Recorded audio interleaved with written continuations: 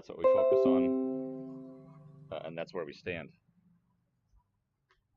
So let's begin with what we're doing, who we are.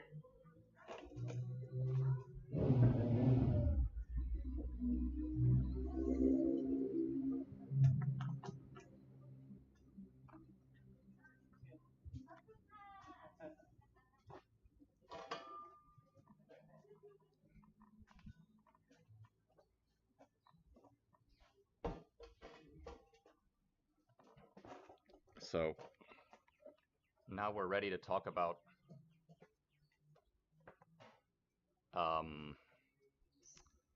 project number 1 here. So let's just go right into the list of projects we have. The first one from the list that we mentioned would be Cartken. So let's see here where Cartken is. There we go. All right. So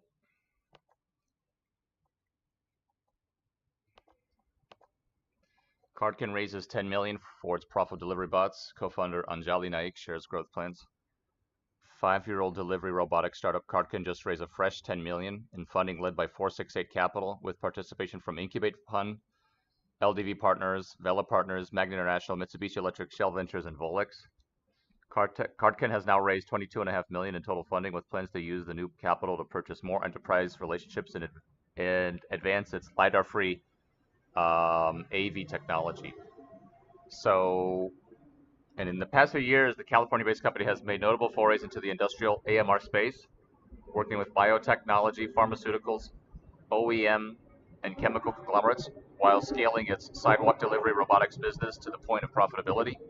We checked with the co-founder and CEO Anjali Naik to learn about how different countries are adapting autonomous mobile robotics technology, as well as which universities are proving to be the most enthusiastic users.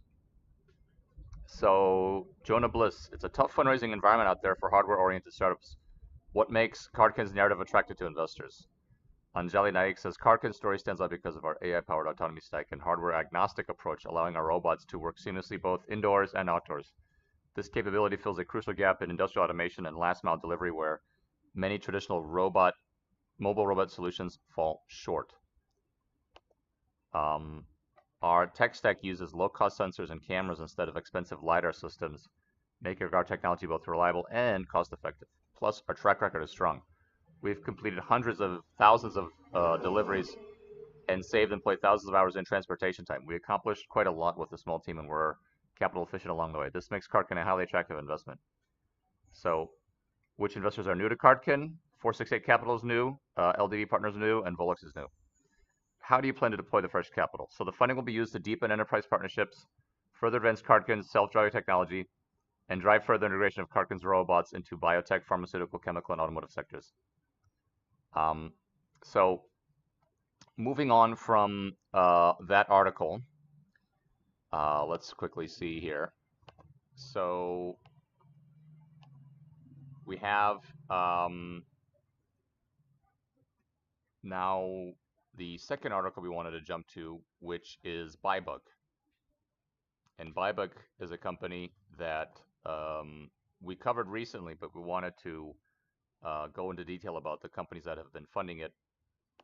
So let's do that right now.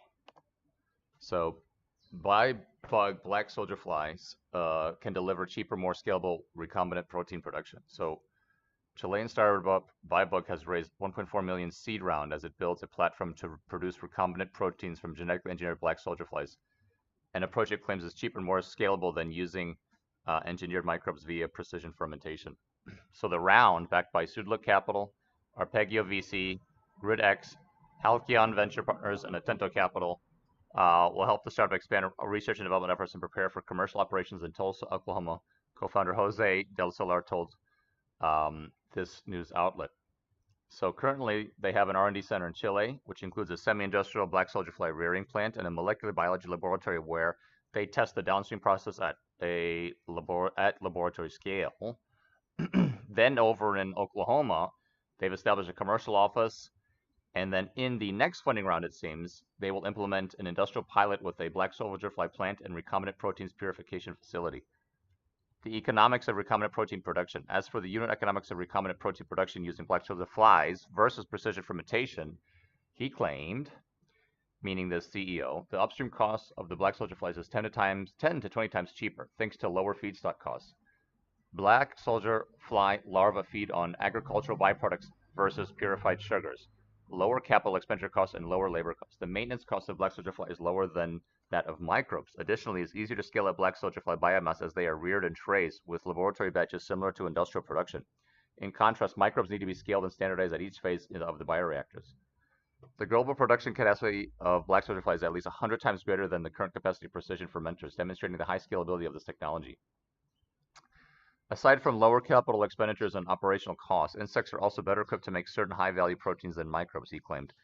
Insects, being animals and more evolutionary similar to mammals, have the capacity to perform post-translational modifications that microbes cannot, allowing for a wider range of potential proteins. This is crucial in sectors such as human and animal pharmaceuticals. So black soldier flies versus fruit flies. While several insects could express recombinant proteins, he noted that black soldier flies do not carry diseases or act as agricultural or human pathogens, produce more protein per gram of biomass than fruit flies, and have greater tolerance and resistance to biotic and abiotic factors. On a more practical level, he said the infrastructure for intensive and automated rearing of black soldier fly already exists, demonstrating that large-scale production is feasible. While Bulgara and Friesen focus on enhancing the natural characteristics of black soldier fly through a genetic engineering, companies such as Flyblast and Edozyme use black soldier fly to produce growth factors and enzymes respectively, he noted. What differentiates us from these companies is our genetic editing platform, which allows us to obtain strains in half the time of the current standard. We have 2 patent applications, one for our black soldier fly strain transportation system and another for our genetic editing methodology for insects. The product pipeline. Currently, the plan is to make 2 types of products, he said. High-protein insect flour that contains the recombinant proteins, eliminating the need for purification, and significantly reducing protein costs and purified products. For the purified recombinant proteins, he said, a scalable downstream processing and purification process is still being developed. This is one of the goals of our seed round. Byproducts that could be monetized from this process include high-protein biomass for animal feed, insect frass as fertilizer, and fatty acids for cosmetics. In the segment of unpurified proteins, said Del Solar, we are working on an immunostimulant for fish development by the company Aquit, which reduces antibiotic use in aquaculture. In the segment of purified proteins, we are developing a platform for the purification of therapeutic monoclonal antibodies for animals. Additionally, we offer a recombinant protein production service for various clients worldwide, the details of which we cannot disclose due to confidentiality agreements. Okay, so now let us go over to the next article. We're going to quickly just transition here and make sure that the next article is dealing with, let's see here, yes, Novo Nutrients. So let's just open that up here and then jump right into that article. Okay, here we go. So Novo Nutrients tweaks its bugs to turn carbon dioxide into protein for people and pets. So the easiest way for a person to eat carbon dioxide is by consuming vegetables. David Z wants his startup's protein to be a close second. Z's company, Novo Nutrients, has been working on a way to use microbes to turn carbon dioxide into protein that can be used in food for humans and feed for animals.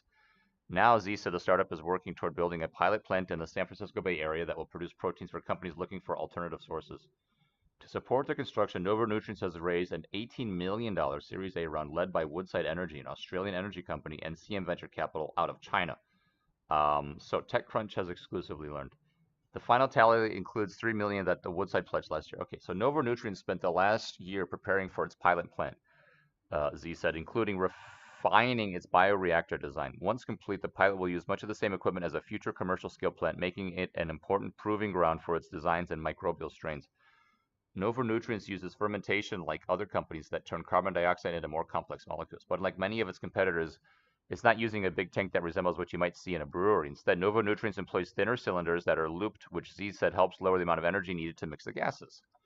To produce those proteins, the company tailors the strains of microbes to digest waste streams with different gas mixes. For some products, the company can use synthetic biology techniques to improve the microbe stability and efficiency. But for natural products, Z said, Novo Nutrients uses evolution and gives it a boost. Our most relevant strain development is actually the fact that wins through natural, non-genetically modified means to the specific mixed gases that will be available at a particular partner site. Okay. He said, so Novo Nutrients plans to make the most of its money not by building and operating commercial scale plants, but by selling microbes along with the licenses to build, operate, and maintain the facilities. We would also do the marketing and business development for the products. Okay, so that seems like a more of a franchise model. So getting to that point will take a bit of work, but Z is confident that the pilot plant will produce the data needed to convince investors that a commercial scale fermenter is worth the investment. The goal is to follow a capital-light path to market. Okay. With 18 million, capital-light. Got it.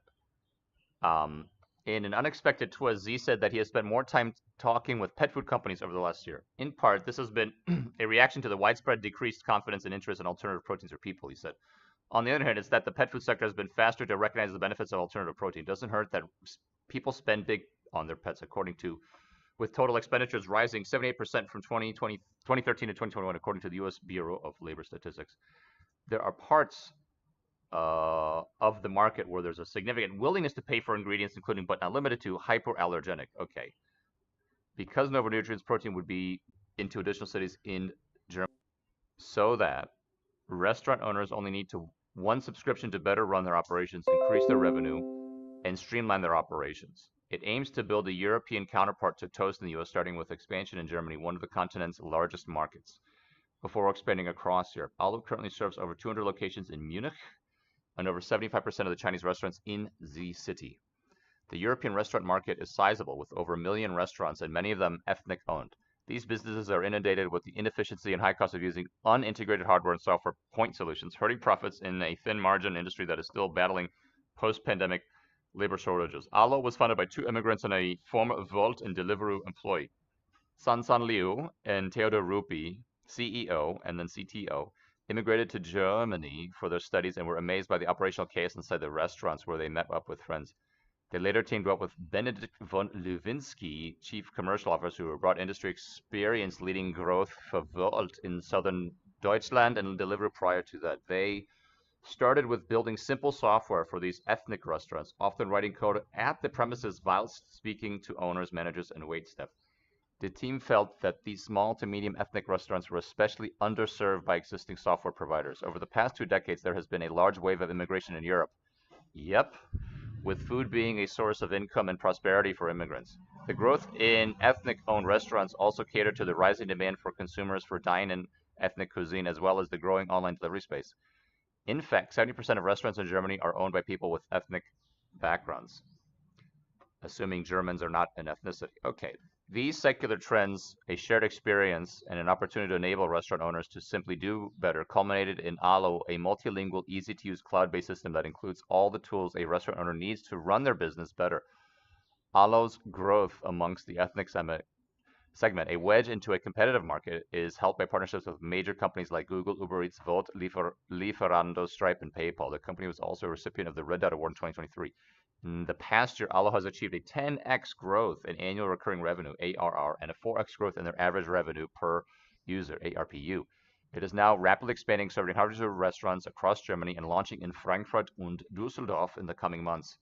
San Liu, CEO of allO, said, "We are on a mission to end the operational chaos for local restaurants in Europe. Our solution allows restaurant owners to focus on what they do best, providing a great experience to their guests."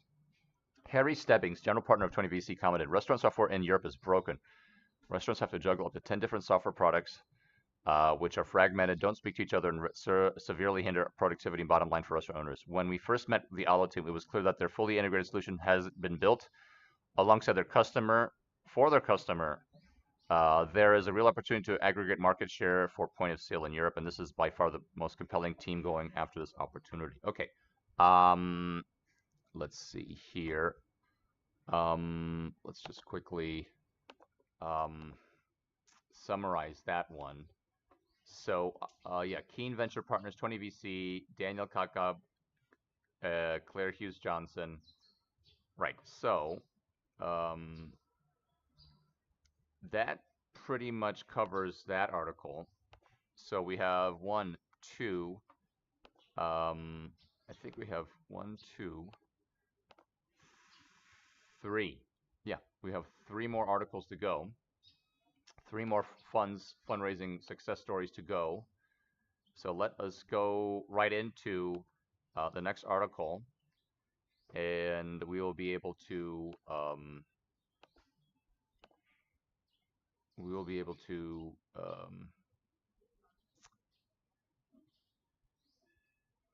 okay, next article. Here we go. Let's do it. Okay, so Tree.ly secures €5 million seed for European carbon offset projects. So Tree.ly connects forest owners with companies who can purchase high-quality carbon credits, backing forest owners and showing their commitment to measurable climate protection. Alrighty, so carbon offset startup Tree.ly has secured €5 million seed investment. Tree.ly develops forest climate protection projects in Austria, Germany, and across Europe to mitigate climate change by harnessing the full potential of local forests and collaborating with forest owners, municipalities, corporations, and citizens. So Tree.ly is third-party certified and annually audited by TÜV. Its projects undergo rigorous monitoring, and its scientifically proven methodology is ISO certified, ensuring additionality and preventing leakage with implemented measures to manage permanence risk. So the company uses geospatial engines, machine learning powered stock measurement, species detection, and stock change modeling. The company has secured contracts covering 105,299 hectares across Europe in just 1 year, storing over 2.8 million tons of carbon dioxide.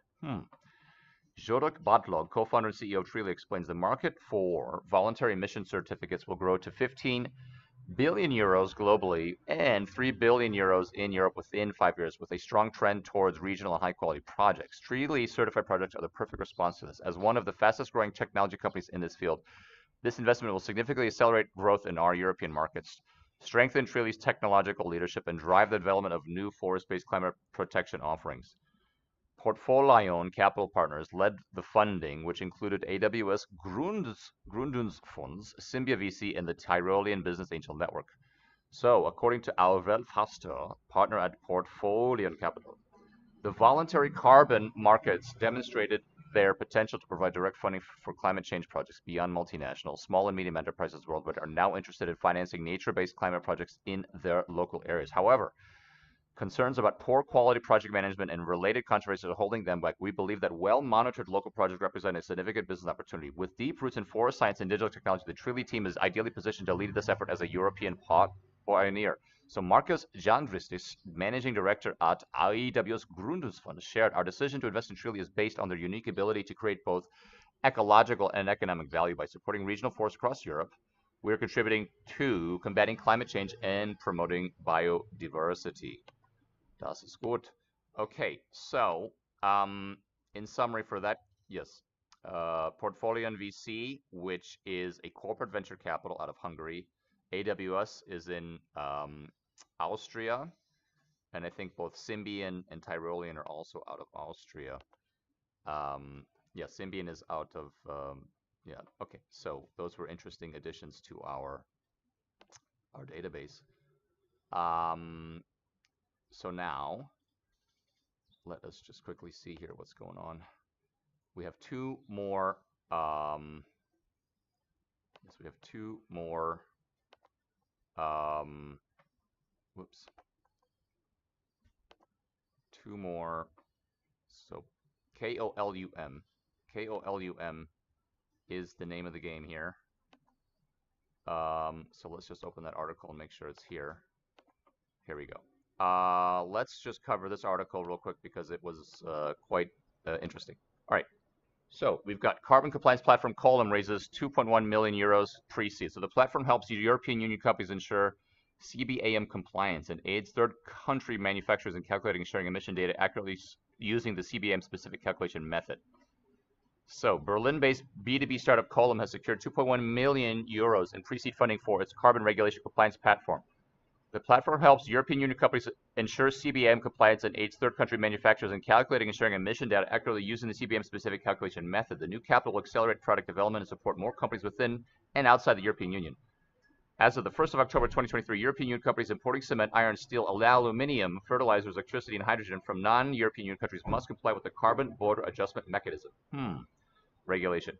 which prices the carbon dioxide emissions of these imported products, while the CBAM, meaning Carbon Border Adjustment Mechanism, promotes fair competition and reduces carbon leakage. It poses significant challenges to importers, producers, and authorities. The regulation demands detailed data reporting and imposes hefty fines for noncompliance, making accurate and efficient reporting crucial. Kolum addresses these challenges with its end-to-end software solution designed for simple and effective compliance with carbon pricing regulations in international trade. The round was led by FoodLabs, with participation from notable business angels specialized in climate tech, customs, and B2B software as a service, including Anna Alex, co-founder of Outfittery, Planetly, and allO. We have Markus Sudhoff, managing partner of Climate Founders, Markus Linder, founder of Zuvu, Aenoku, and Janine Lampprecht, managing director of Grenzlosten, among others. The European Union CBAM alone is expected to save up to 100 million tons of carbon dioxide annually when fully implemented. However, affected organizations face significant challenges in tracking supply chain emissions and managing carbon pricing costs. The Kolum software integrates with existing processes to help organizations stay compliant and manage carbon costs efficiently, said Marius Sprenger, co-founder at Kolum.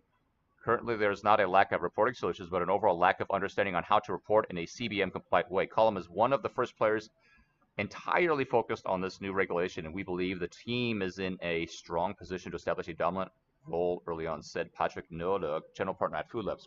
Okay, so the European CBAM is the world's first border adjustment mechanism for carbon pricing, linking direct costs to emissions across a company's supply chain. Other regions, such as the UK, plan to implement similar requirements by 2027. In the long term, a substantial percentage of companies engaged in international trade will be impacted by carbon pricing, whether as importers, exporters, or both.